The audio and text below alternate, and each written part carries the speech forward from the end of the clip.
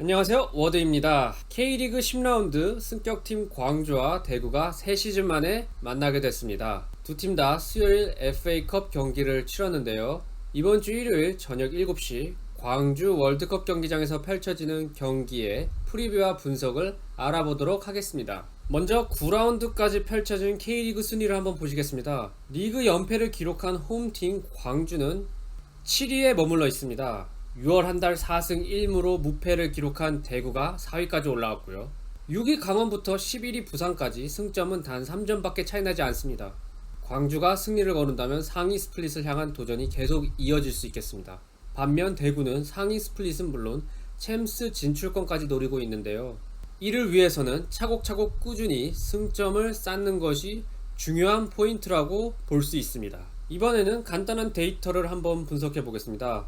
광주는 최근 5경기 3승 2패지만 3연승 후 연패를 기록한 것이기 때문에 팀 분위기가 상승세라고 보기는 어렵습니다. 반면 대구는 앞서 말씀드렸다시피 6월 한 달 동안 4승 1무 그리고 더 나아가서는 안양을 상대로 거둔 FA컵 승리까지 전 대회 7경기 무패 행진을 달리고 있습니다. 두 팀 실점은 비슷하지만 득점에서 많은 차이를 보이고 있는데요. 9경기를 치른 지금까지 광주는 7득점을 대구는 17득점에 성공하면서 매우 큰 격차를 보여주고 있습니다. 그럼 홈팀 광주에 대해서 알아보도록 하겠습니다. 양군 나와주세요. 지난 주말 전북에게 패하며 3연승을 마감한 광주는 포항을 홈으로 불러들여 물러서지 않는 경기 운영을 보여줬습니다.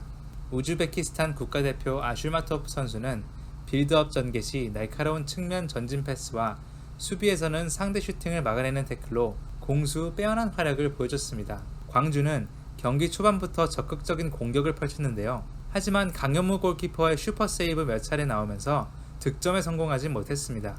되려 34분 팔라시오스 선수에게 리바운드 득점을 허용하면서 리드를 내주고 말았죠. 리드를 내준 광주는 중원 싸움에서 기다리는 수비와 움직임 없이 동료의 패스를 기다리는 등 후반전에는 위협적인 찬스를 만들지는 못했습니다. 결국 87분 송민규에게 추가골을 허용해 득점 없이 패배를 당했습니다. 광주의 더 자세한 내용은 성사와 함께 알아보겠습니다. 네, 3연승 후 연패를 기록하고 있는 광주인데요. 수요일 FA컵에서 김포 시민축구단과 승부차기까지 가는 혈투를 펼쳤지만 주전 선수들은 휴식을 취한 상태여서 체력에는 크게 문제가 없어 보입니다. 광주의 가장 큰 고민은 득점력이라고 볼 수 있겠는데요. 원톱 자원인 펠리페 선수가 리그 3골로 팀 내에서 유일하게 시즌 멀티골을 기록하고 있습니다. 팀 내에서 2골 이상 득점한 다른 선수가 없다는 건데요. 필리페 선수 말고도 추가 득점 자원이 절실해 필요해 보이는 광주입니다. 박진석 감독의 광주는 탄탄한 수비를 바탕으로 역습을 노리는 경기 운영처럼 보이지만 사실 리드를 잡기 전까지는 쉽게 물러서지 않고 맞붙는 경기 운영을 펼칠 때도 많습니다. 하지만 항상 득점이 쉽게 터지지 않아 여유 있는 경기 운영을 펼치지는 못했는데요. 광주가 이번 시즌 득점한 7골 중에서 전반전에 터져나온 득점은 단 2골밖에 없습니다. 이 두 번의 경기에서 모두 승점을 챙겼다는 것도 주목을 할 만한데요. 반면 상대에게 선제골을 허용한 6번의 리그 경기 중 역전승은 단 한 번밖에 없었던 것도 감안해보면 광주 입장에서는 경기 초반 기회가 왔을 때 조금 더 집중력 있는 모습으로 기회를 마무리 짓는 모습이 확실히 필요해 보입니다. 그래도 교체 자원인 김주공 선수나 김정환 선수 그리고 마르코 선수까지 투입됐을 때 조금씩 분위기를 바꿔주면서 쏠쏠한 활약 덕에 3연승도 얼마 전 기록을 했었는데요. 박진섭 감독의 교체 카드도 경기를 보는데 다른 관전 포인트가 될 것 같습니다. 광주의 공격 전개는 주로 측면을 통해서 이루어지는데요. 역습 기회가 왔을 때는 오른쪽 엄원상 선수의 엄청난 스피드와 폭발적인 드리블을 통해서 기회를 만드는 모습도 많았습니다. 특히 엄원상 선수와 펠리페 선수의 호흡이 점점 좋아지고 있는 것도 긍정적이고요. 반면 지공 상황인 빌드업 전개는 조금 더 왼쪽에서 진행되는 부분이 있습니다. 개인적으로 아슐마토프 선수가 측면 사이드라인을 따라서 열어주는 전진 패스가 핵심적이라고 생각이 드는데요. 이 패스를 시작으로 왼쪽 풀백 이으뜸 선수가 오버래핑으로 측면을 벌려주는 동시에 윌리안 선수나 여름 선수까지 상대 위험 지역으로 침투해 공격 숫자를 순간적으로 늘려주는 공격 전개를 보여주고 있습니다. 광주의 세트피스 전담 키커인 이으뜸 선수의 킥 능력이 이런 공격 전개에서 장점을 얹어주고 있다고도 볼 수 있습니다. 네, 이상 광주에 대해서 알아봤습니다. 광주의 입장에서는 펠리페 선수 외 다른 선수들의 득점 지원과 선제골이 상당히 중요해 보입니다. 이번에는 원정팀 대구의 지난 리그 경기부터 살펴보겠습니다. 6월 한 달 동안 무패를 기록한 대구는 지난 주말 강원을 홈으로 불렀습니다. 전반전에는 경기 주도권을 강원에 내주고 비교적 공격적인 기회를 많이 만들지는 못했지만 후반전에서 선제골을 득점해 앞서 나갔습니다. 53분 김대원 선수의 크로스가 한 차례 막혀 흘러나온 루스볼을 정승원 선수가 다시 크로스로 박스에 연결했는데요. 츠바사 선수의 센스 있는 백헤딩에 이어 에드가 선수의 헤딩슛으로 득점에 성공했습니다. 68분 정태욱 선수가 얻어낸 페널티킥을 세징야 선수가 득점해 두 골 차로 탄탄한 수비를 바탕으로 한 역습 위주 경기의 운영을 완벽히 소화했습니다. 후반 추가 시간 페널티킥 실점으로 2대1로 승리를 거두어 리그 6경기 무패 행진을 달리게 됐습니다. 그럼 더 자세한 내용은 성사와 함께 알아보겠습니다. 대구는 주중 FA컵까지 포함해서 7경기 무패 행진을 달리고 있습니다. 딴 팀들과는 다르게 대구는 시즌 초반 연습 경기를 하지 못하면서 조금은 천천히 올라오던 경기력이 이제는 회복된 모습을 보이고 있는데요. 지난 시즌부터 이어진 선수비 후 역습 전술 운영에 완벽히 녹아든 선수들의 움직임과 이병근 감독 대행의 리더십과 알맞은 교체 운영까지 승승장구하고 있는 대구입니다.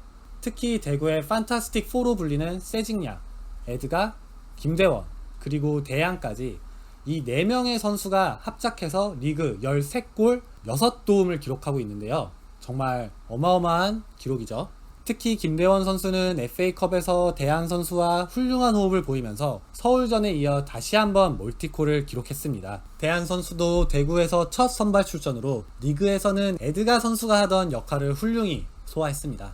4명의 공격진만큼 정승원 선수도 최근 대구에서 핵심적인 존재로 자리 잡았다고 볼 수 있는데요. 오른쪽에서 아주 날카로운 크로스로 위협적인 공격 기회를 여러 번 만들면서 이번 시즌 2개의 도움을 기록하고 있습니다. 사실 크로스라는 게 박스 안이나 박스로 침투하는 동료들의 움직임도 상당히 중요하다고 지난번에 말씀드렸는데요. 정승원 선수의 크로스는 그런 말이 의미 없을 정도로 타겟맨을 향해서 소름 끼칠 정도로 정확한 크로스들을 보여주고 있습니다. 특히 이번 시즌 들어서 보여주고 있는 정승원 선수의 원터치 크로스는 정말 경기 중 볼 때마다 와 진짜 대박이다 싶을 정도로 퀄리티가 높은 크로스들을 보여주고 있습니다. 그리고 대구의 직선적이고 엄청난 속도로 빠르게 이루어지는 역습 방식은 사실 많은 K리그 팬들이나 대구 팬들에게도 아주 잘 알려져 있을 만큼 크게 설명은 안 하겠고요. 하지만 대구가 상대에게 허용하는 기회들을 보면 주로 중원이 좀 비어있는 느낌을 받을 수 있습니다. 츠바사 선수와 김선민 선수가 중원 미드필더로 선발 출전하고 있는데요. 츠바사 선수가 조금 더 공격적이고 기회를 만드는 플레이메이킹 역할을 한다면 김선민 선수는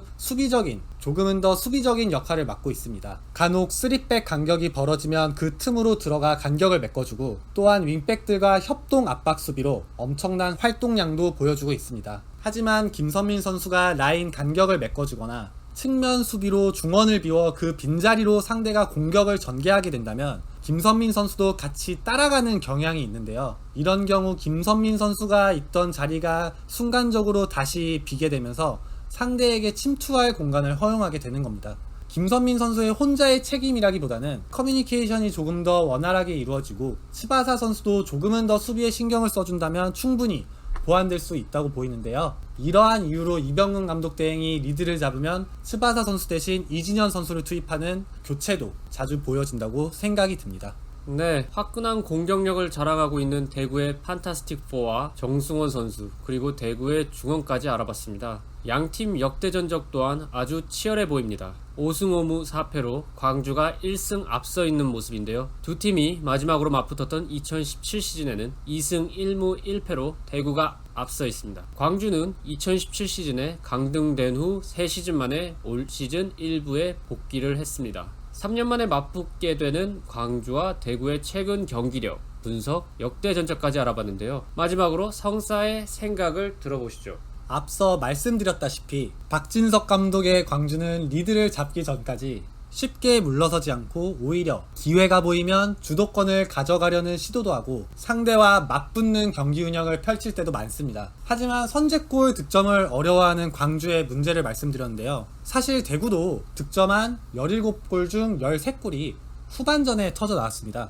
하지만 대구는 게임 플랜 자체가 수비를 우선시하고 역습을 통해서 기회를 노리는 경기 운영으로 전반전에는 비교적 페이스를 조금 떨어뜨리더라도 후반전 상대가 체력이 떨어질 타이밍을 노리기 때문에 후반 득점이 많이 나오는 겁니다. 선제골을 허용한 4번의 경기에서 전북에게 단 한 번밖에 패하지 않았다는 것을 감안할 때는 이번 광주와 대구의 맞대결은 광주의 선제골이 먼저 터지자 아니면 대구가 막아서다가 역습을 통해 득점에 성공하냐의 싸움이 가장 큰 볼거리일 것 같습니다. 광주는 FA컵에서 대부분의 주전 선수들을 쉬게 했고 대구는 부분적 로테이션을 돌렸는데요. 그래도 요즘 대구의 분위기가 너무 좋기 때문에 조심스럽게 대구의 승리를 한번 점쳐보겠습니다.